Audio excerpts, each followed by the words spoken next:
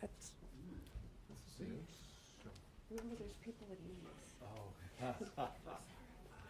Right.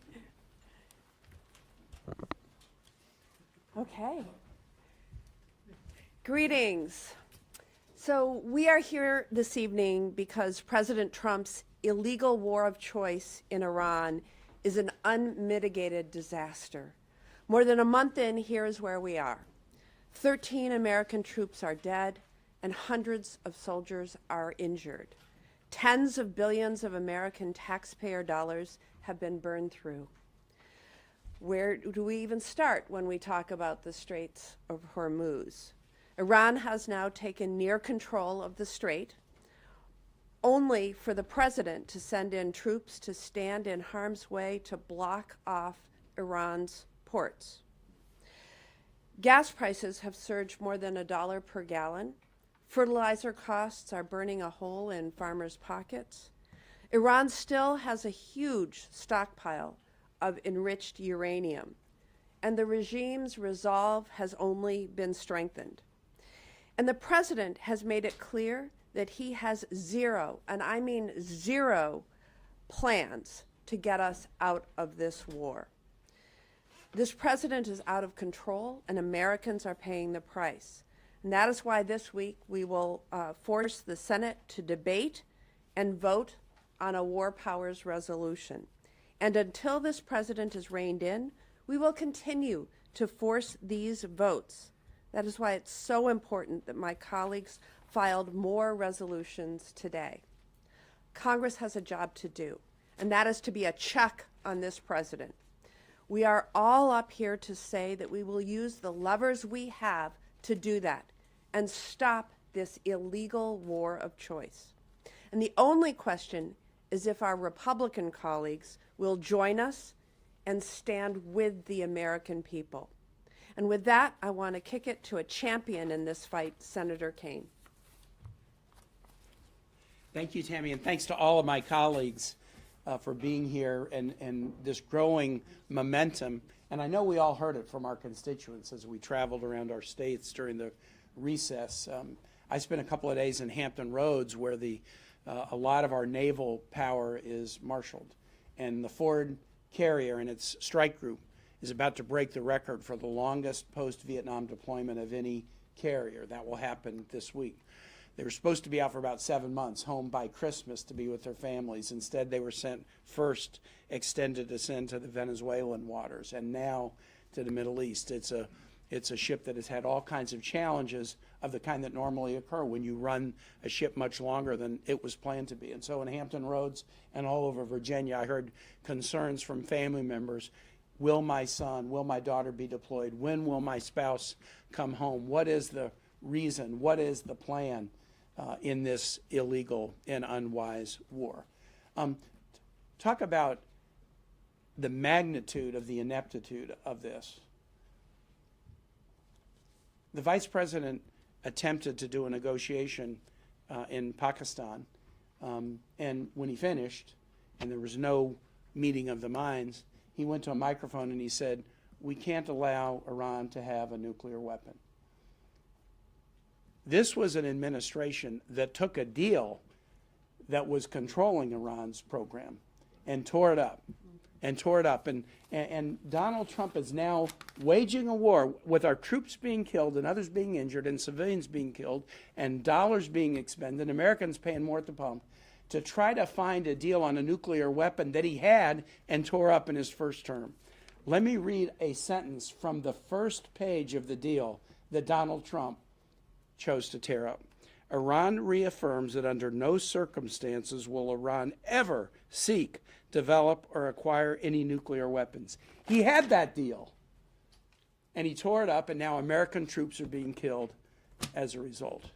Oh, and now the president is undertaking military action to reopen the Straits of Hormuz. They were open on the 27th of February. They were only closed because, again, of this war of choice, illegal and unwise, that is killing Americans, killing civilians, and wasting taxpayers' money. And that's why this group is growing. We're filing war powers resolutions. We have colleagues who want to avoid at all costs a public discussion of this war the lack of a rationale and the consequences of it. We will not let them do so. And we're confident that if our colleagues begin to listen to their voters in the same way that we listened to our constituents the last 2 weeks, we will find a moment where enough will join us and we can bring an end to this unwise, unjust, and illegal war. And now a colleague who's been working on this for long before this particular war started, the important role that Congress needs to play before we go to war. Chris Murphy of Connecticut. Thank you very much, Tim, for your tremendous leadership. So listen, we're going to have a debate and a vote every week in the United States Senate until either this war comes to an end or our Republican colleagues decide to do their constitutional duty. The Senate Foreign Relations Committee has still not had a single open hearing on a war that has cost more than a dozen American lives, that is devastating the American economy, that has led to the outbreak of crippling regional conflict and is costing tens of billions of dollars. That is absolutely extraordinary.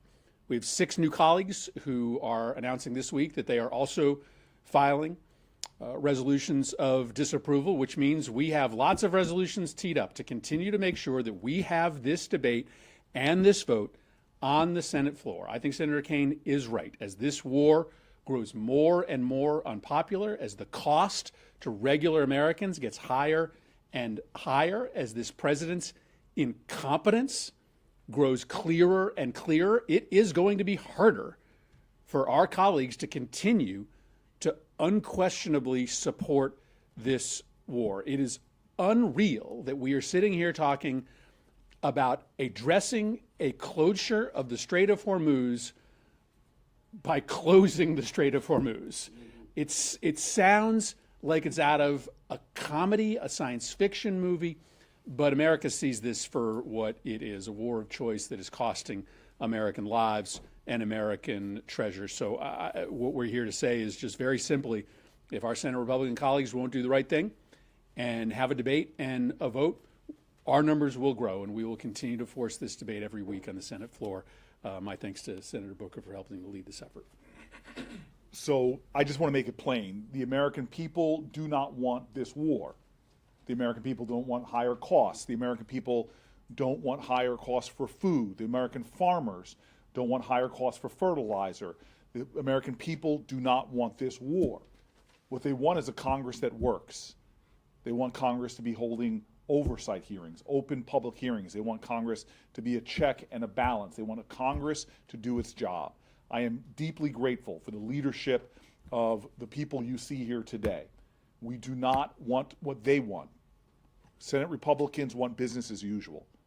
These are not usual times. We are in a moment of moral urgency. We have work to do. And so we're going to continue to do this. Our ranks are growing. More and more of us are saying no business as usual. We're going to force debate. We're going to force discussion. We're going to force votes on the Senate floor. We're going to continue to do everything we can for a war that is profoundly unwanted by the American people and causing so much harm. I want to bring forward now another one of our colleagues, another one of the people who is standing strong in this fight, forcing this debate on the Senate floor with these war power resolutions. I bring up Adam Schiff. Thank you, Senator Booker. We have already lost 13 service members in the Trump-Iran war. We've had scores of other American service members injured, some of them very seriously injured.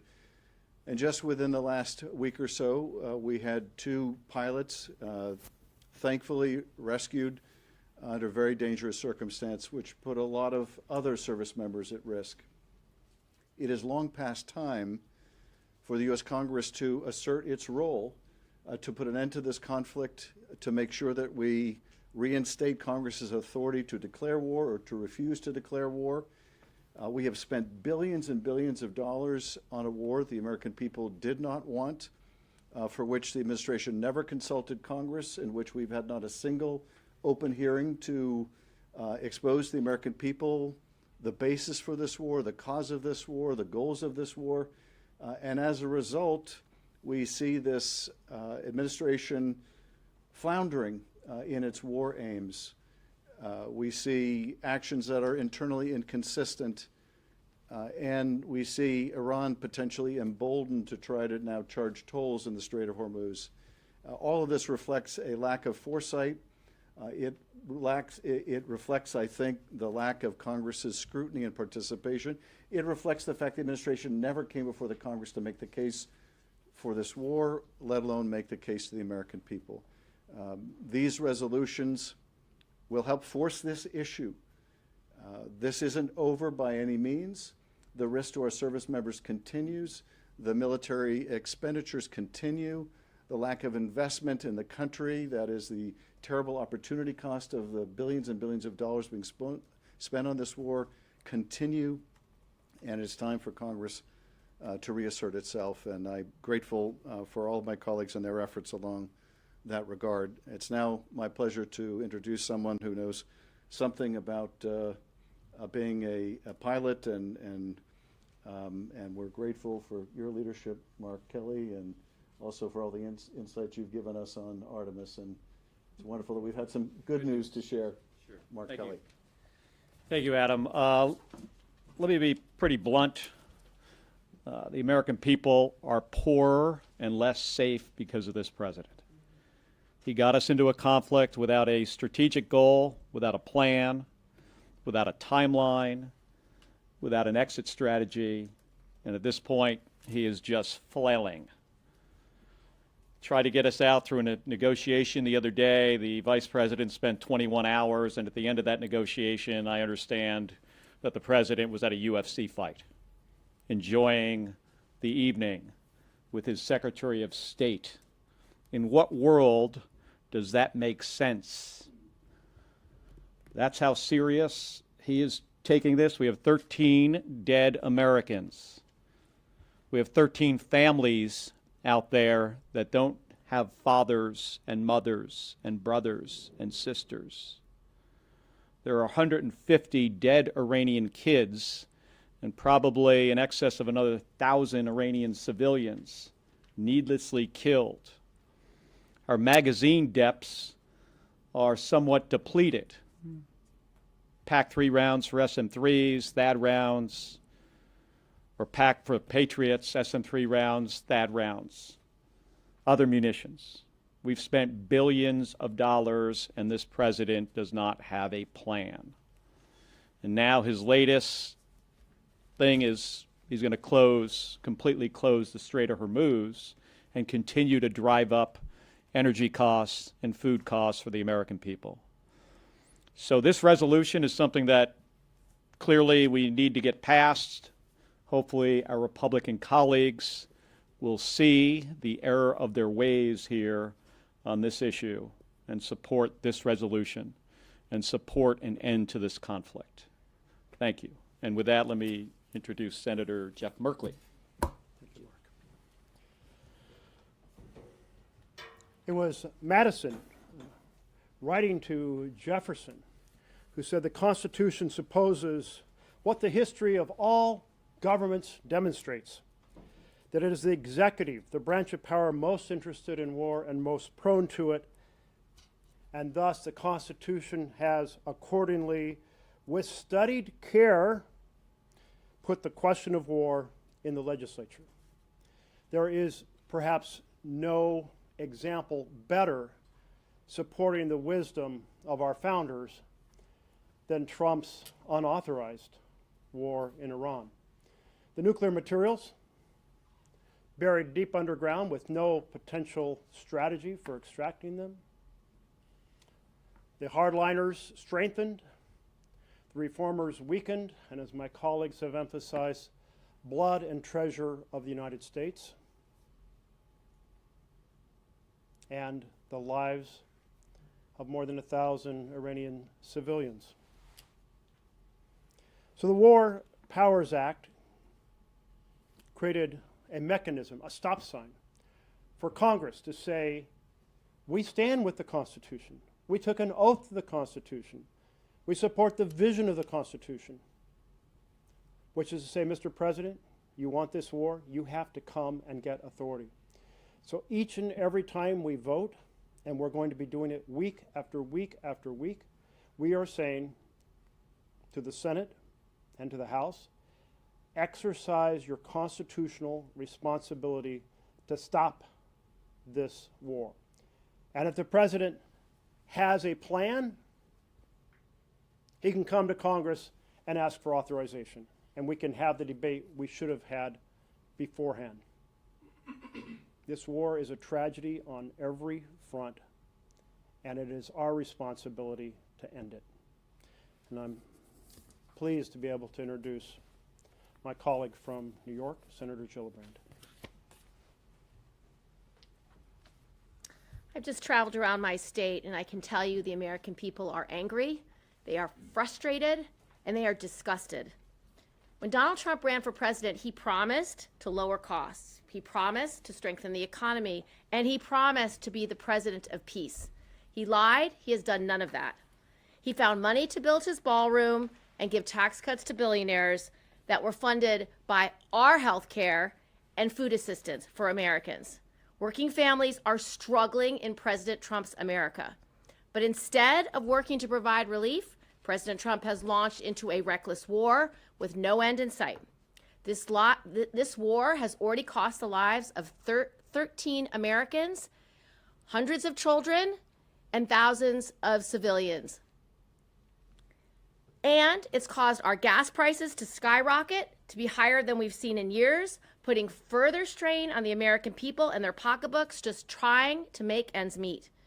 And when asked what his mission is, what's his purpose, what's his exit strategy, how will this war end, he says it will end when he feels it in his bones. But the most disgusting thing about this war is what President Trump said last week, that he wanted to destroy an entire civilization. Not only is that a war crime, not only is that against the Geneva Convention, it's inhumane and it's disgusting. The American people will not stand for this kind of presidency and this war. He doesn't have a strategy, he is reckless, and frankly, he is insane. This is why we are introducing these war powers resolutions. New Yorkers deserve a better president than what President Trump has been doing. He's supposed to be focused on costs, but no, he's got an endless war. It's time for Congress to act so that we can end this dangerous, illegal, and destructive war and focus on the real issues that matter to our constituents, lowering costs, creating jobs, and building a brighter future for America's families. It is my pleasure now to call up Senator Chris Van Holland. I want to thank my colleagues here and the overwhelming majority of the American people who are calling for an end to this war now. An end that was started by Donald Trump and Benjamin Netanyahu, a war that has made us less safe, not more safe, and a war that has made us much worse off, not better off. As my colleagues have said, but it bears repeating, we've lost 13 American service members in this war. Hundreds more wounded. Thousands of civilians killed in Iran, in Lebanon, and in Israel. It's costing American taxpayers, folks listening to us right now, $2 billion every single day as gas prices go up, oil prices go up, and of course they drive other prices up. And this from the president who said he was going to focus on lowering prices and ending wars. He lied, and people are dying. And as my colleagues have said, the president is now putting more lives at risk to open the Strait of Hormuz that was open before he started this war. He also, 3 weeks ago, told us we won. He has said we won more than 3 weeks ago. He said we won the other day. So what the hell are we still doing there if we won? Now, the reality is we didn't win, and the president is lying to the American people, but we can see from his own words that that's true. Instead of getting us out of the war, he's attacking Pope Leo. Attacking Pope Leo because Pope Leo is against war. Maybe Pope Leo, like all of us and the overwhelming majority of the American people, was horrified when he heard President Trump say and threaten massive war crimes against the Iranian people. saying he was going to end the Iranian civilization.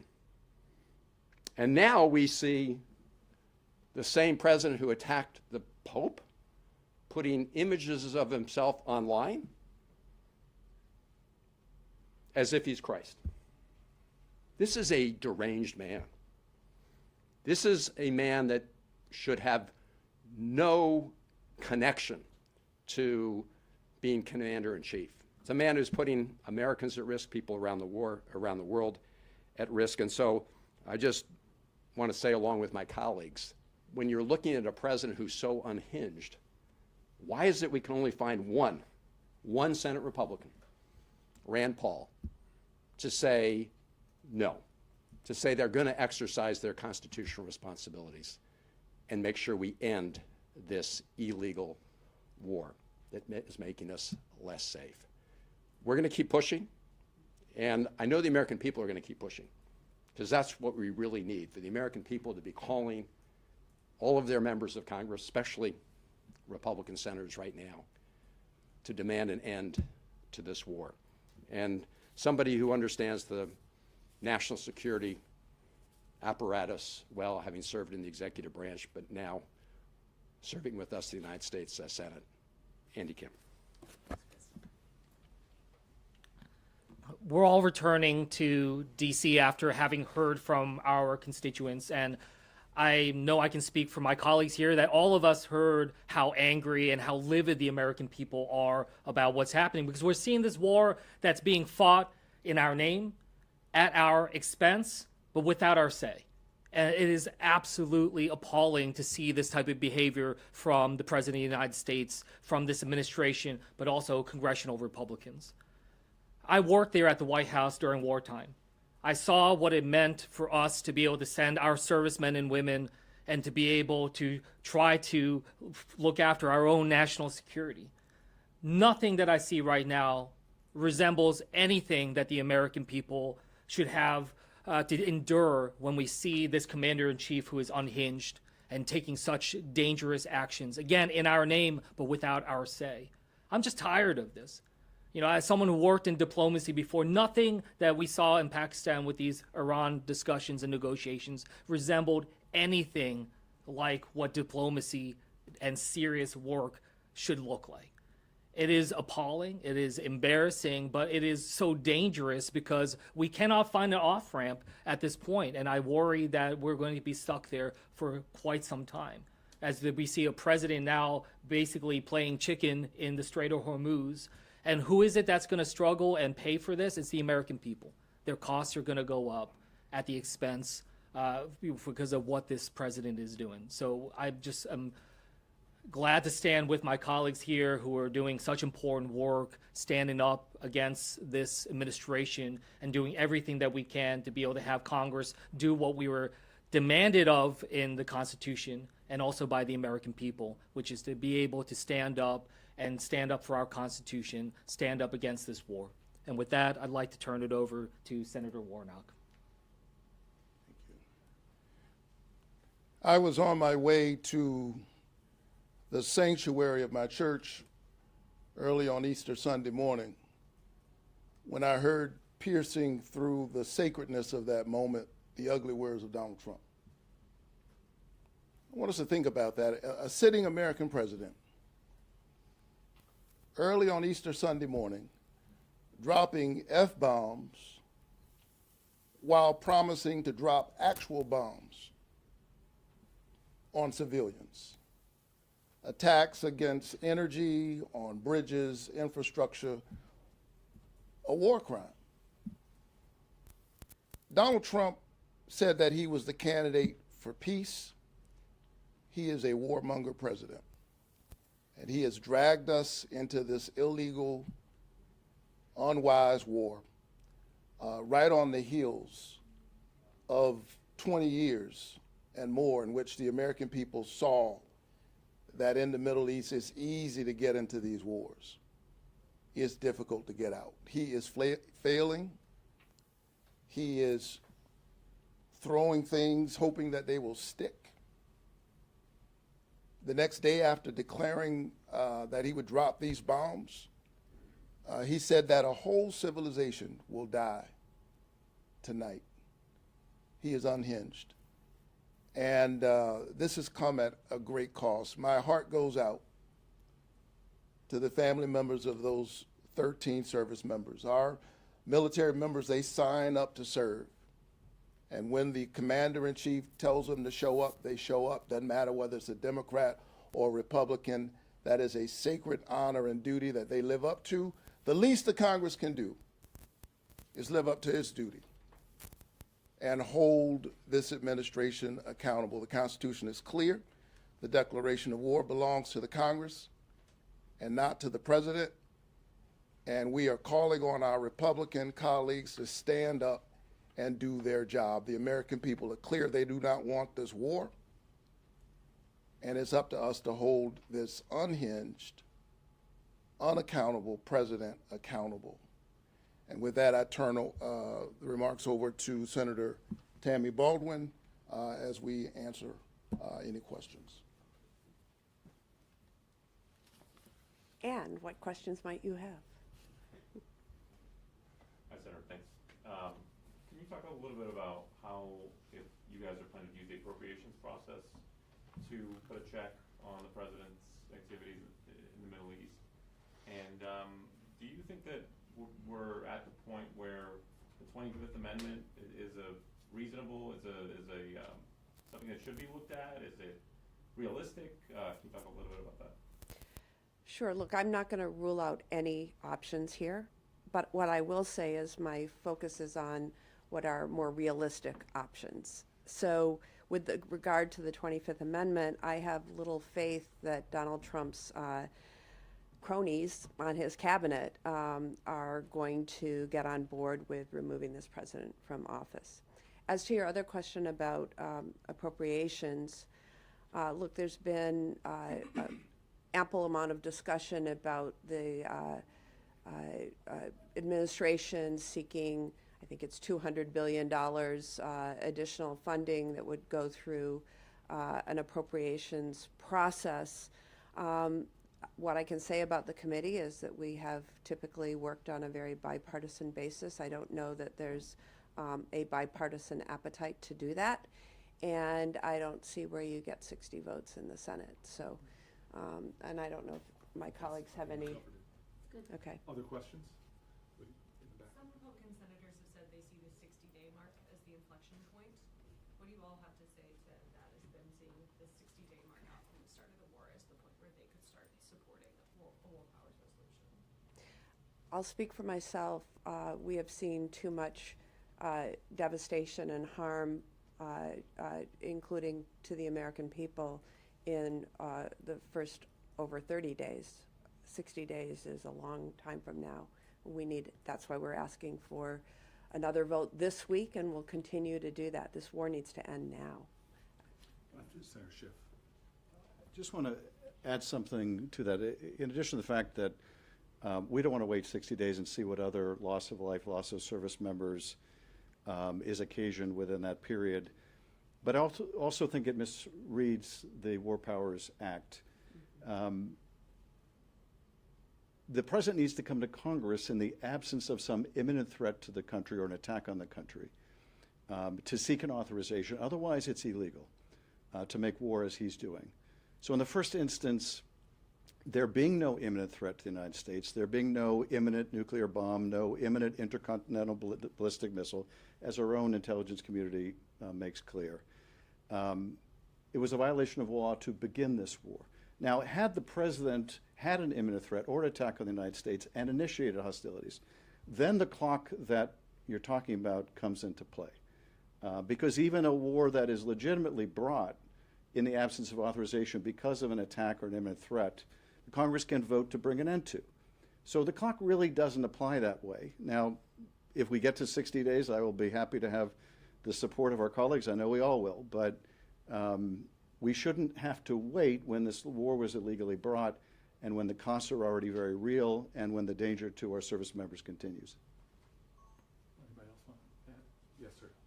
Senator, just to follow up, are you saying that you don't see the 60-day mark as significant then if you believe this war was illegal from the start? And also, when do you expect a vote this week on a war powers resolution in the Senate? I'll just say quickly and then defer to my colleagues. If it will mean more Republicans vote for these resolutions when we reach 60 days, then it will be significant because it will mean that it will have even broader bipartisan support. As a legal constitutional matter, that threshold really doesn't apply here because the war was illegal from the start in the absence of any imminent threat or attack. But if it means that more come on board, we will welcome them on board.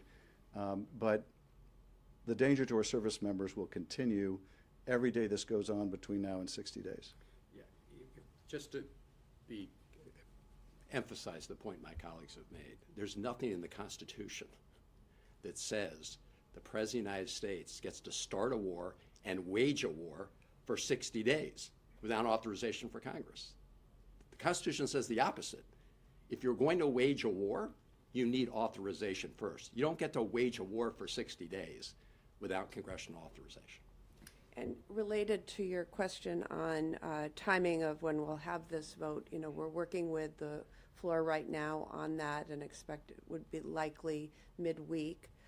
But I want to emphasize the points that were just made, which is my Republican colleagues could today decide to stand with us and vote on this war powers resolution. So that's what I want the focus to be on, is Republicans can join us at any moment to stop this war of choice. Can I just add one thing here? I mean, and again, drawing attention to this, it's about this vote, but it's also, again, do our job more broadly. I mean, we have any number of hearings that we need to be pushing forward on to be able to, I mean, we need to hear from Secretary Hegseth and General Kane. We should have an exact accounting of exactly how much money this is costing the American people. Because by the time we hit 60 days, that's, given what we're hearing of close to $2 billion a day, that's going to be well over $100 billion by the 60-day mark.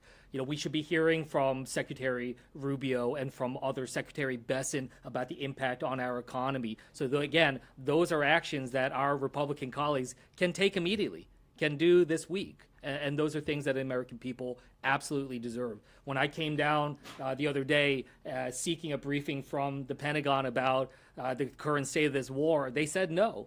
And they're not just saying no to me, they're saying no to the people of New Jersey, they're saying no to the American people, that we don't deserve to know what is happening again in this war waged in our name. So that is something we absolutely demand a change on. So we're gonna wrap up. I'm gonna just add to my colleague from New Jersey. If we allow this as a Congress, this is the new standard. Donald Trump can wage war on Cuba next for 30, 60 days before having to consult Congress. Donald Trump could invade Greenland. These are not hypotheticals. He has said he's going to take Cuba. He said he's going to take Greenland. The standard this Congress, the Republicans in this Congress are saying is the president could attack any country, pledge billions of dollars, have multiple American lives lost, and there be no congressional action whatsoever until 60 days. That would shred the very ideals of the Constitution of the United States of America. It cannot be allowed. But if you're going to ask a simple question, what threshold? It should have been immediately when this president launched a war. It should have been immediately. If not that, then it should have been when American lives started to get lost. If it not that, then it should have been when our jets and planes were shot down. If not that, it should have been after a school of children were bombed and killed. At what point does Congress act? Does it hold an open hearing? Does it ask for accountability? Does it ask for an accounting? Does it ask and provide checks and balances? We are in this situation not just because of Donald Trump, but because of his congressional enablers that are allowing him day after day to conduct an illegal war costing the American people billions of dollars, American lives, and skyrocketing costs. The whole world is less safe right now because of Donald Trump. The whole world is in economic crisis because of Donald Trump. The whole world is in a state of crisis, and Americans are paying for it. So this group here, we are going to continue this.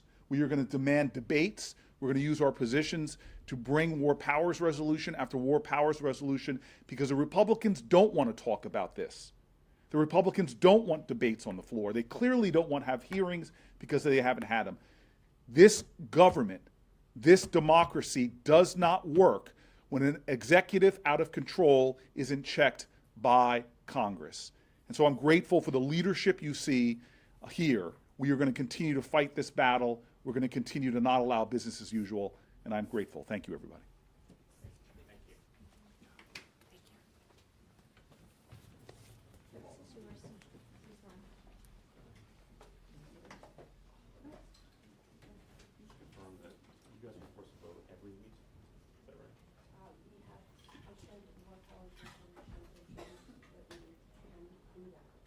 But it's